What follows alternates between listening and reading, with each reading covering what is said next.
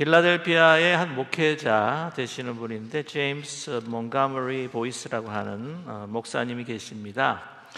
한 번은 그 하나님의 속성에 대한 이제 세미나를 인도를 하셨는데요.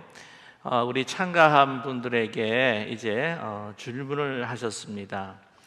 하나님의 속성 가운데서 가장 중요하다고 생각되는 것이 무엇입니까? 라고 우리 한번 리스트로 이렇게 한번 정해봅시다 라고 이렇게 해서 하나하나 이 탑 오브 더 리스트부터 시작해서 열거하기 시작했습니다. 제일 많은 분들이요, 첫 번째로 꼽았던 것이 지혜, 그 다음에 능력, 은혜, 그 다음에 전지, 전능, 신실, 이런 순서로 쭉 나가는데 맨 마지막에 바텀에 있는 것이 뭐냐면은 바로 놀랍게도 이 목사님이 참 놀라웠다고 했는데요, 그게 뭐냐면 바로 거룩이었다고 하는 것입니다. 마지막으로 거룩이 나왔다는 거예요. 그래서 이 놀라웠던 이유가 뭐냐면 이 성경에 있어서 하나님의 속성을 이야기할 때에 제일 많이 이야기하는 것이 이제 거룩인데 왜 이렇게 이야기를 했을까 하는 생각을 갖게 되었다고 합니다. 여러분께서 제일 첫 번째 뽑는 하나님의 속성이다라고 하면 어떤 것을 뽑으시겠습니까?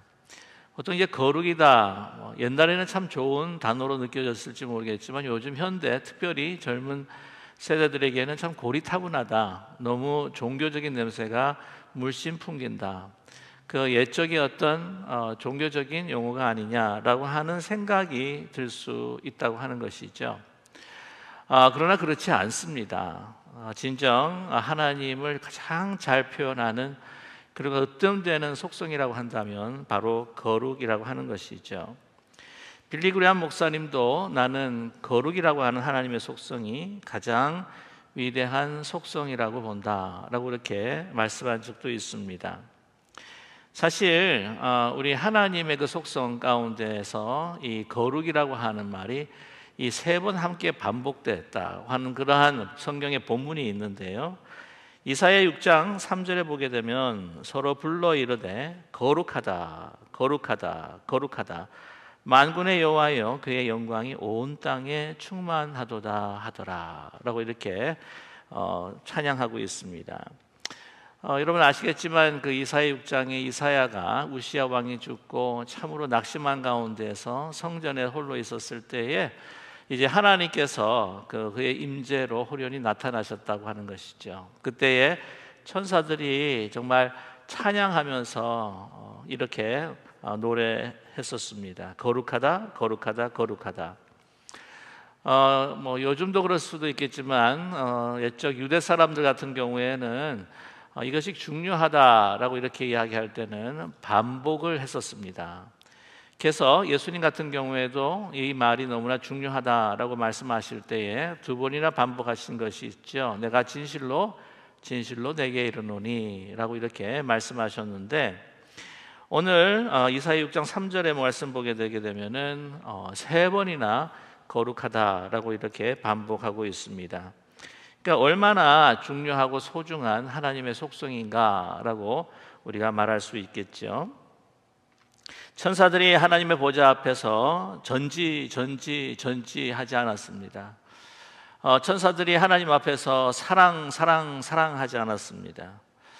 하나님 앞에서 능력하지 않았다는 것이죠. 거룩하다라고 하나님 앞에 찬양했습니다.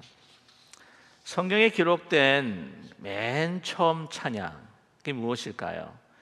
그것은 다름 아니라 모세가 이제 이스라엘 백성들을 인도해서 이제 홍해를 이제 건너고 난 다음에 이 하나님 앞에 그 찬양하는 그 찬양이 사실은 성경에서 가장 먼저 기록된 이 찬양의 가사입니다.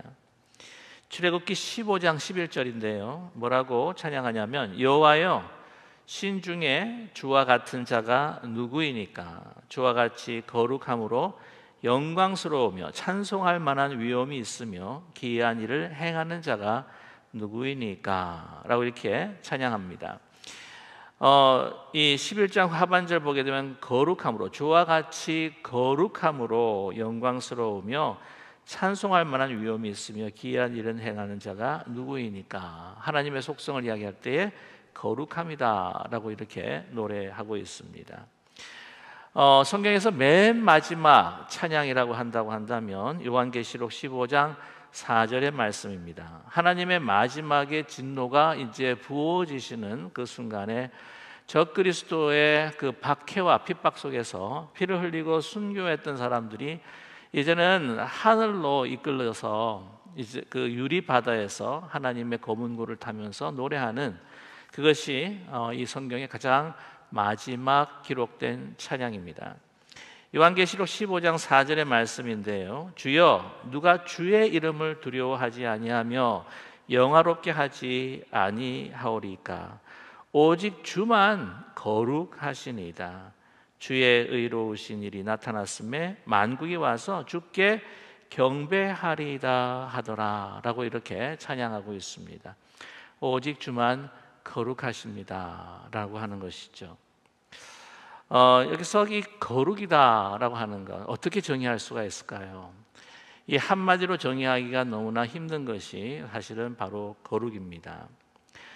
그런데 이 용어를 보게 되면은 히브리 말로는 카디시라고 하는 말이고, 헬라 말로는 하기오스라고 하는 단어를 사용하고 있습니다. 이 중요한 그 의미가 뭐냐면은 구별되어 있다라는 것이에요. 세상과 또한 우리가 구별되어 있다라고 이렇게 이야기할 때 그 구별됐다라고 하는 것이죠.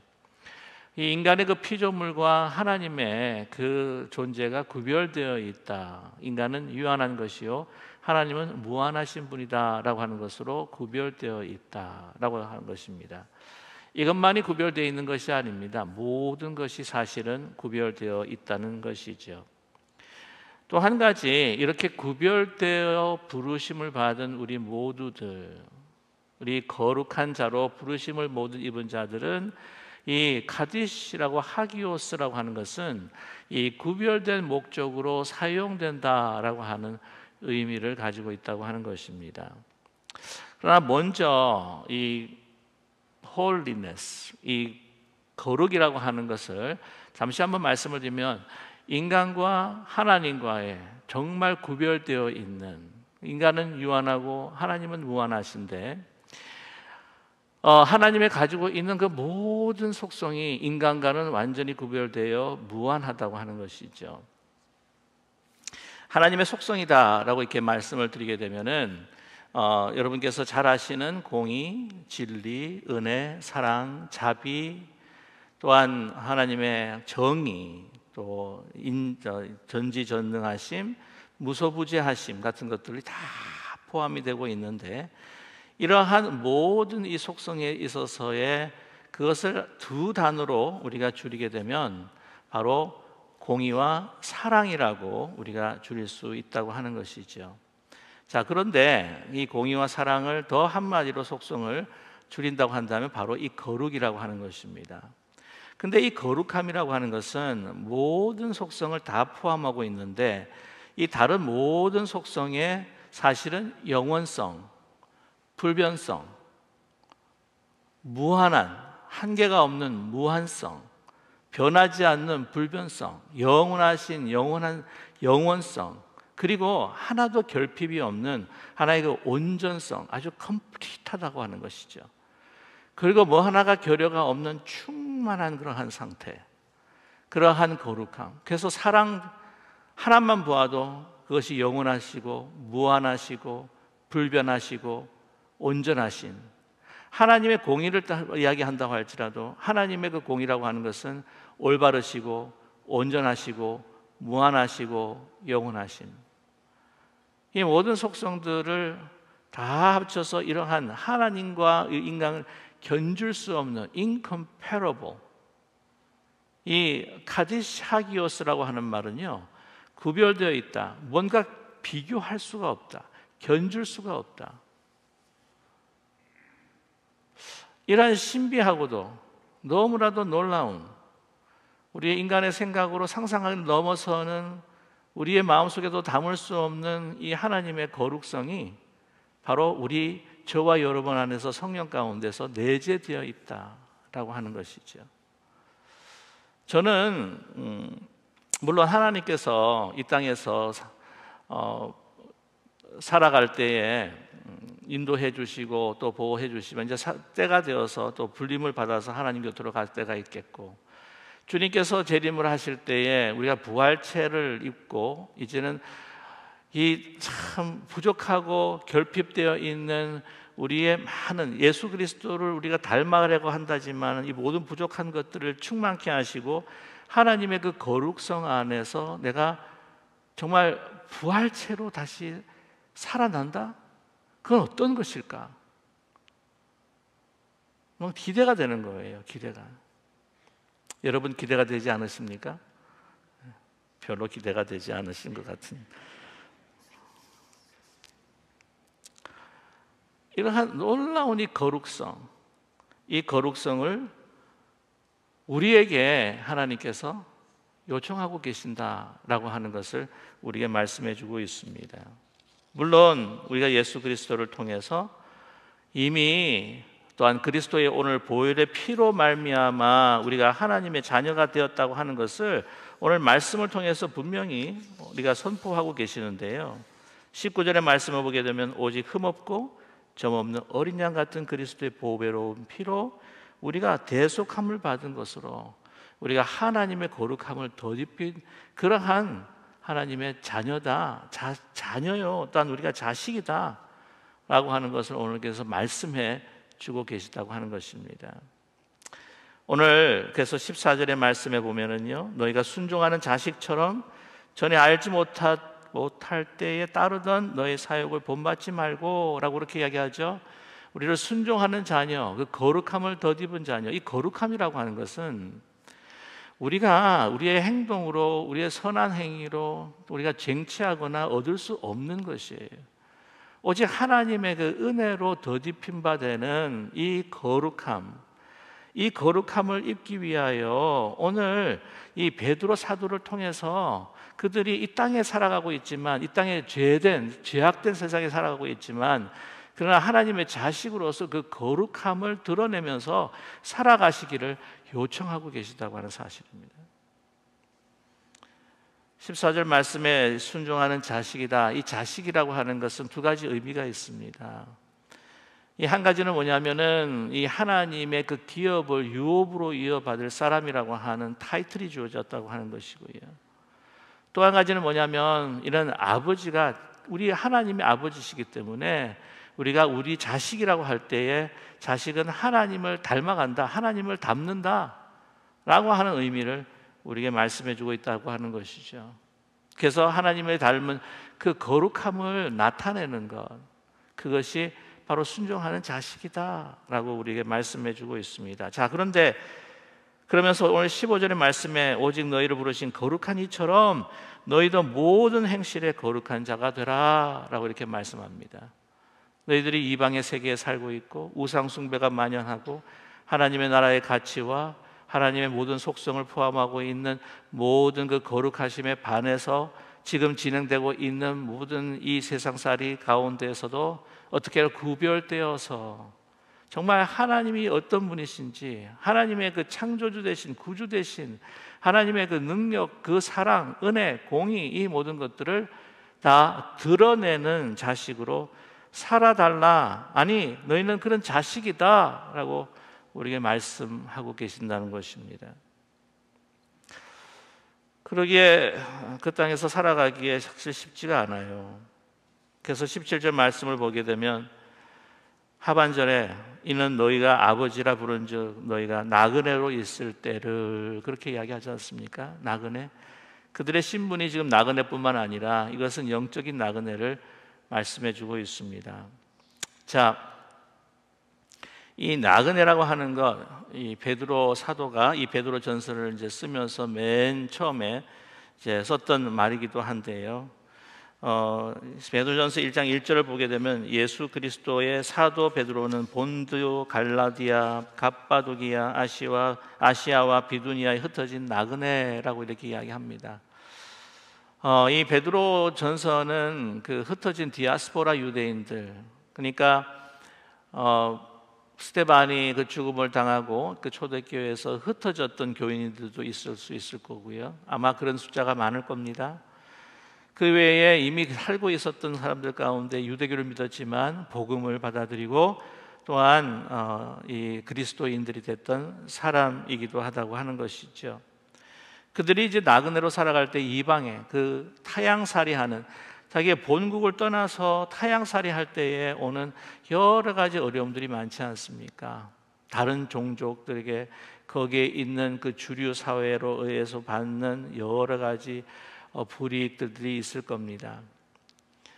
그들은 유대인의 삶을 계속해서 지속했기 때문에 사람들이 다 그 사람들도 유대인으로 알고 있고, 또한 그리스도인으로서 그렇게 살아갈 때에 여러 가지 하나님과의 그 가치와 세상의 가치가 이렇게 부딪히면서 사실 힘들 거예요. 여러 가지 살아가기도 힘들고 생활하는 것도 힘들고 나그네로서, 또한 그뿐만이 아닙니다. 그리스도를 믿기 때문에 유대 그 사회에 그 곳곳마다 서 있는 그 회당에서 유대인들에게 의해서 힘들고 박해당하는 상황, 그뿐만이 아닙니다. 베드로전서가 쓰여질 그 당시에는 네로 박해가 한창 있을 때에 로마에서 이제 흩어진 유대 디아스포라에게 쓰는 편지였기 때문에 우리가 얼마나 이들의 삶이 고통스럽고 힘들고 어렵다고 하는 것을 짐작할 수가 있어요. 그렇다면 베드로 사도가, 여러분들 너무 많이 힘드시죠? 그리스도 믿느라고 여러 가지 박해도 받고 나그네 생활하면서 여러 가지 먹거리 또한 생활하는데 힘들고 어려우시죠? 너무 힘들게 살지 마시고 그냥 대강 그냥 너무 힘들지 않게, 이럴 때는 또 타협도 하고 또 이럴 때는 또 이렇게 행동을 하고, 그러면서 그냥 마음에 그냥 주님 모시고 살아도 될 것 같습니다 라고 하지 않았을까요? 그러나 그렇지 않습니다. 상황이 힘들면 힘들수록, 박해가 심하면 심할수록, 어려움이 올수록 뭐라고 이야기합니까? 오늘 13절의 말씀이에요. 그러므로 너희는 마음의 허리를 동이고 근신하여 예수 그리스도께서 나타나실 때에 너에게 가져다 주실 은혜를 온전히 바랄지어다 라고 이렇게 이야기합니다. 하나님 앞에 거룩한 자녀로 살기 위해서 예수 그리스도 나타나실 때까지 그 소망을 바라보면서 그 부활체로 정말 주님과 함께 같이 하나님의 영원하신 그 속성 가운데에 새로운 그 삶을, 영원한 삶을 살아간다고 하는, 정말 내 상상을 뛰어넘는 그 소망을 가지면서 어떻게 해요? 오늘 지금 나의 그 온전한 거룩함을 지키기 위하여 마음의 허리를 동이고 근신해라. 더 타이트하게 묶으라는 것이죠.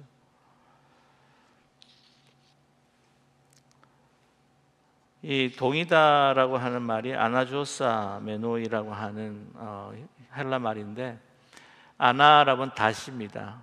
그리고 조사메노이 하면 이제 동이다는 뜻이에요. 동이는데 또 다시 동이는 거예요. 그 전에 동이었는데도 그것도 모자라서 지금 또 동이는 거예요.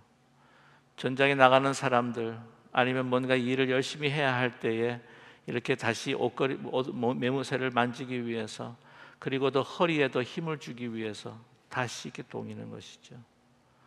근신하여 정신을 차리라고 하는 것입니다. 술 취하지 마라.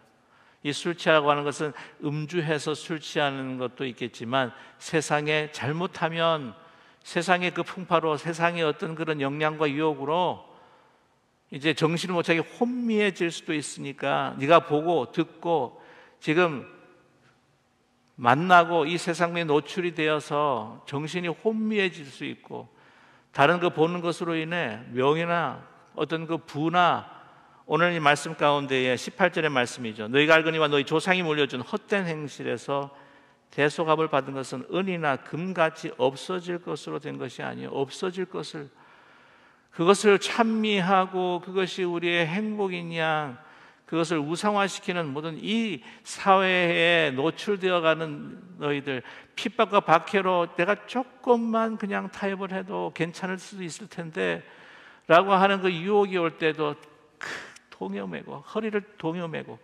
취하지 말고 혼미하지 말고 온전히 내 속에서 내가 자생할 수 없는 이 거룩함을 받기 위해서 정말 그 주실 은혜를 바라면서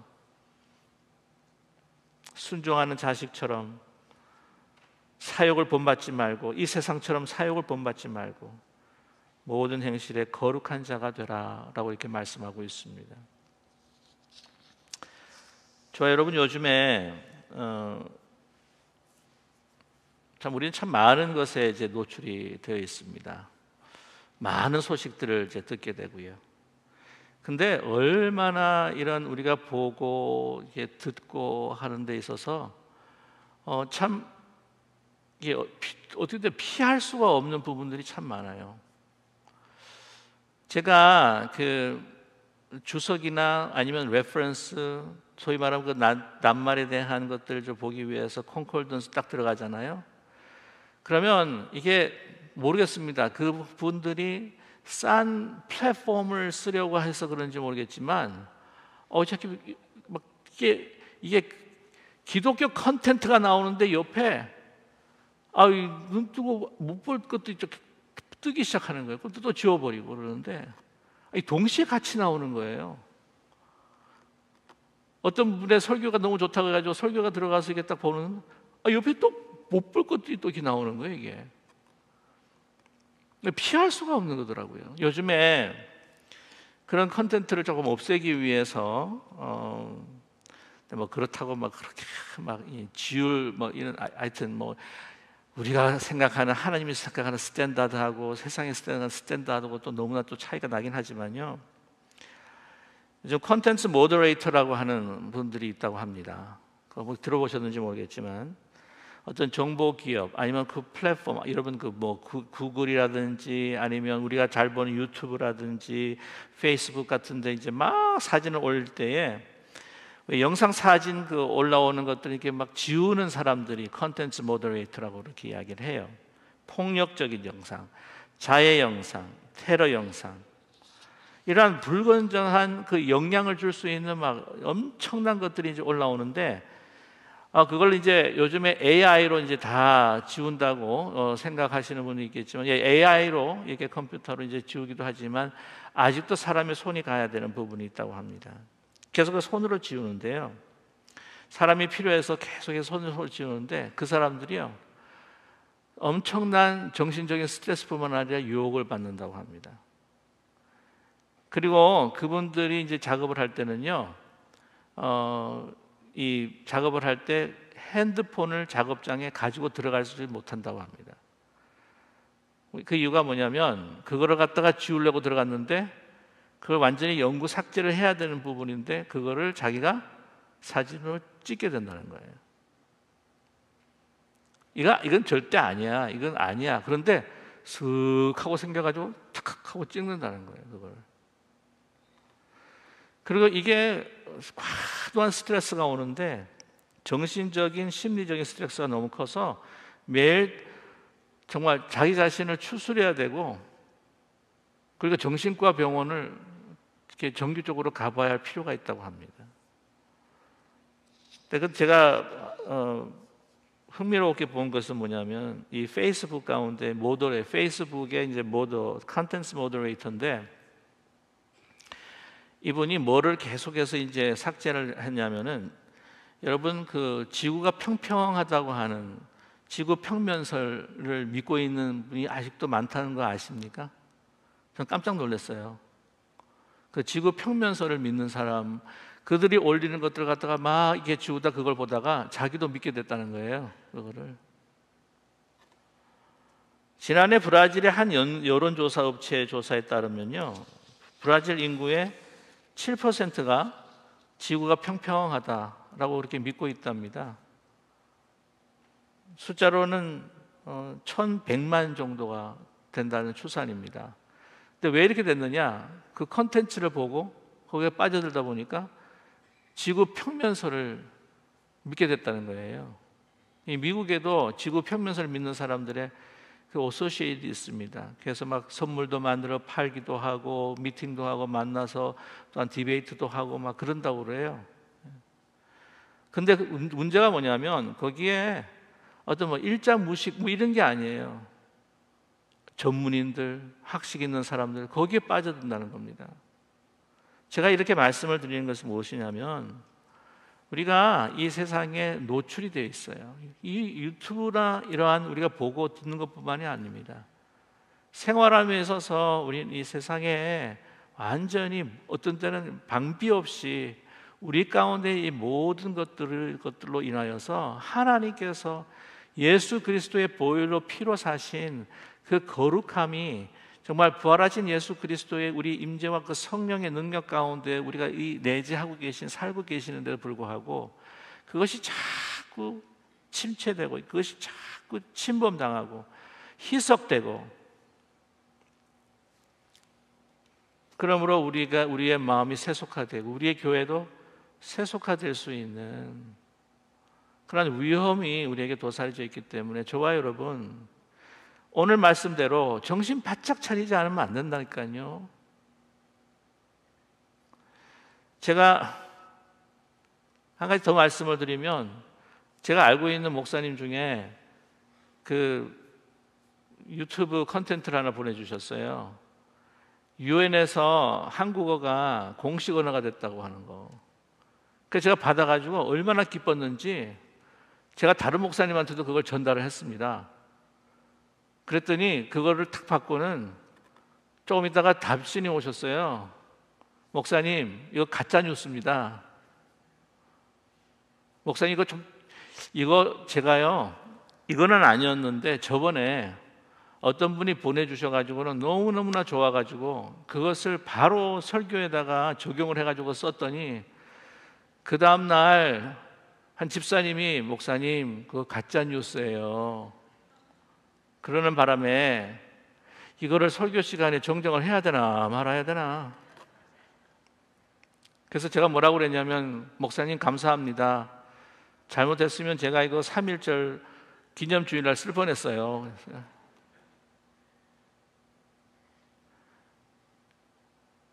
하나님의 그 진리를 모욕하고 왜곡하고 오염시키는 이런 모든 것들에 우리가 그냥 이건 단편적인 이야기고요. 영적인 부분에 있어서 우리에게 얼마나 송수처럼 우리에게 쏟아지는지 모른다는 거예요. 오늘 말씀이 맞습니다. 허리를 동여야 되는 거예요. 정신을 바짝 차려야 되는 거죠. 내가 오늘 하루 얼마나 세속화되었는가? 이 거룩함이 얼마나 침범당하였는가? 우리가 말씀으로 기도로 붙들고 씨름을 해야 한다고 하는 거죠.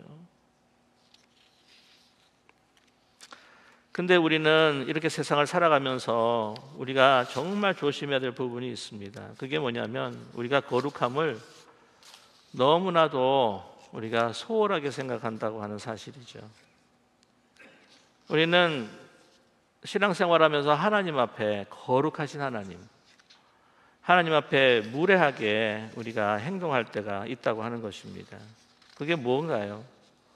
내가 그냥 정신없이 그냥 이렇게 밀리고 저렇게 밀리고 상황에 따라서 카멜론처럼 색깔을 변하면서 이렇게 변하고 저렇게 변하고 해도 하나님 그냥 이해해 주시겠지. 뭐 다 은혜인데 사랑인데, 그러면서 하나님의 그 거룩하심, 그 거룩 안에는 분명히 하나님의 그 공의와 사랑이 공존해 있고, 그 거룩하면은 하나님의 정말 그 진리와 은혜가 함께 같이 공존해 있고, 그것을 이루시기 위해 그 비싼 값비싼 정말 우리가 헤아릴 수 없는 정말 가치로 돈으로 무엇으로 매길 수 없는 거룩하신 예수 그리스도의 보혈의 피로 우리가 자식 되었고 우리가 자녀 되었는데, 이건 하나님 앞에 무례한 삶의 모습일 수밖에 없지 않냐 하는 생각을 갖게 됩니다. 오늘 말씀 가운데 보세요. 13절의 말씀에 단어가 은혜를 온전히 바랄지어다 라고 하는 단어가 있고, 17절의 말씀에 보면 나 그대로 있을 때에 두려움으로 지내나. 이 두려움이 무엇입니까? 세상이 너무나 두려워서 두려워지내라는 게 아니에요. 내 거룩함을 잊어버릴까 봐 두려워하라는 거죠. 하나님의 거룩 앞에 섰을 때 내 모습이 어떻는지 내가 두려움으로 하나님 앞에 설 필요가 있다고 하는 거 아닙니까? 너희가 구원을 두려움으로 너희가 이루라. 떨림으로 이루라. 루돌프 오토라고 하는 신학자가 이런 이야기를 합니다. 거룩함이라고 하는 것은 어떻게 우리가 체험하고 있는가? 막 끌려요. 그럼 뭐라고 이야기하냐면은 이 뷰티. 그래서 그 신비하고 너무나도 거룩하고 우리와 완전히 다른 우리의 사랑, 우리의 공의, 우리의 정의, 비교할 수 없는 그 영원하신 그러한 그 속성에 막 이끌려가는 뷰티와 함께 테러, 두려움의 마음을 가지고 있다는 거예요. 여러분, 경외라고 하는 단어가 비슷합니다. 그 거룩하심에 우리가 하는 경외는 뭐예요? Love and respect, love and fear예요. 그래서 respecting love라고 이렇게 표현할 수가 있습니다. 참 뭐라고 할까요? 약간 아이러니한 거지만 이 다이폴적인 이 두 가지의 사랑과 공의, 이거 참 반대되는 것 같지만 그러나 하나님 안에서 하나가 되어 있고요. 우리의 하나님에 대한 경험도 하나님에 대한 그 뷰티에 대한 막 어트랙션과 함께 우리는 그러한 그 어떤 fear를 우리가 느끼게 되고요. 진정한 자유도 한번 생각해 보십시오. 자유라고 하는 것은 아무것도 없이 그냥 무게 없는 자유가 아니에요. 무게가 있을 때의 비행기도 무거운 비행기가 굉장히 안전하게 그 코스를 따라서 나르지 않습니까? 우리가 하나님을 대할 때도 우리가 너무 하나님 앞에 무례하게 대하고 있지 않는 거예요. 너무 경솔하게 대하고 있지 않는 거예요.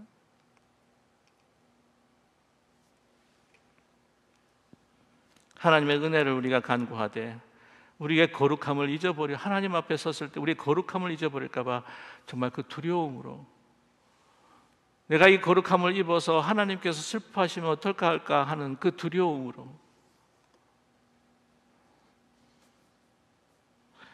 한 번 더 마음의 허리를 동이고 다시 한번 정신을 차리고 주님 앞에 그 은혜를 간구할 수 있는 우리 모두가 되기를 간절히 소망합니다. 그래서 오늘 선행이라고 하는 단어도 그렇게 저는 바라보고 싶습니다. 선행이라고 하는 것은 바로 우리 하나님 앞에 향하신 우리의 그 거룩함에 대한 그 경외를 우리의 다른 사람들에게 또 함께 같이 가질 수 있는 그런 마음을 가질 때 우리가 선행할 수 있다고 저는 분명히 믿어요.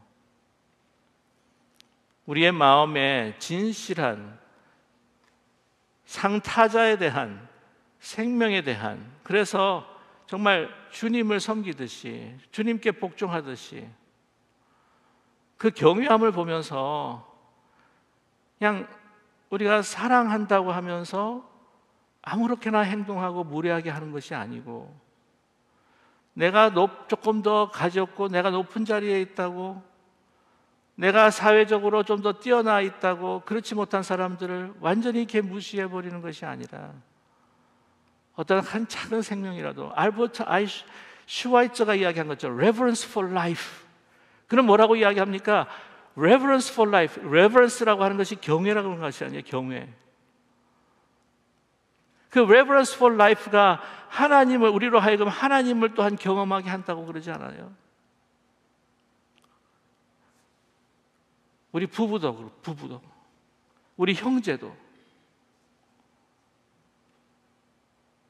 reverence for life. 하나님 앞에 하는 그 reverence for God 것처럼 reverence for life.